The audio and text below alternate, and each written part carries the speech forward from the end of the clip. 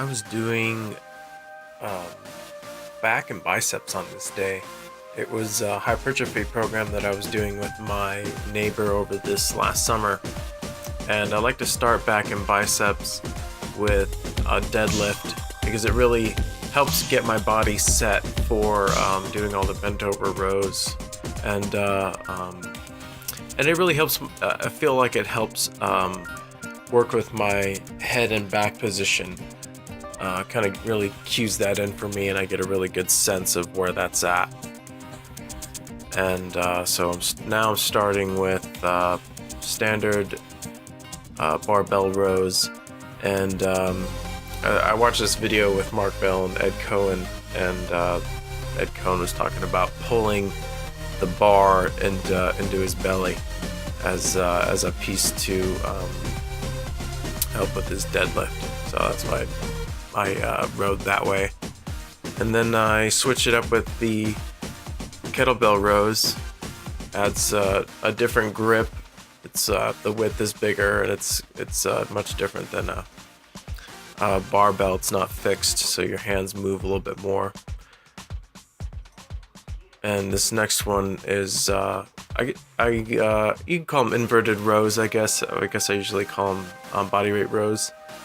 But I just like these ring rows because it really helps you be able to bring your elbow down and to retract and depress your scapula.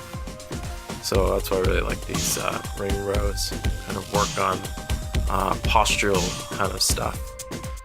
Working on a good scapular position to help with your shoulder position for different exercises in life. And this hypertrophy program that I was doing with my neighbor, one of the exercises was a serratus exercise. And so I was just kind of playing around with some different movements, and this one was the most fit for the job, I guess. Like, it felt like it fired the serratus up the best. Really terrible head position, or at least that's what it looks like. You can't really, it looks like my head's pretty far in front of my shoulders. And I'm adding these what are they called? Staggered stance snatches, kettlebell snatches. And I just like to add a little integrative power movement when I'm doing an exercise program or a workout that's pretty linear or very specific, like back, working just on back instead of full body workout. And here are the curls, because it is a bodybuilding program, and so it was fun. It was very nostalgic to do some curls. I don't really do curls. When I was younger, when I started in fitness and started exercising, I should say, it was all bodybuilding. Me and my brother did all bodybuilding, so it was very nostalgic to kind of come back to doing some curls and, putting a little of my own twist on it this time around. Really trying to focus on good head position, good back position, and then doing it with light kettlebells to not load the movement so much. So you fix my head a little bit.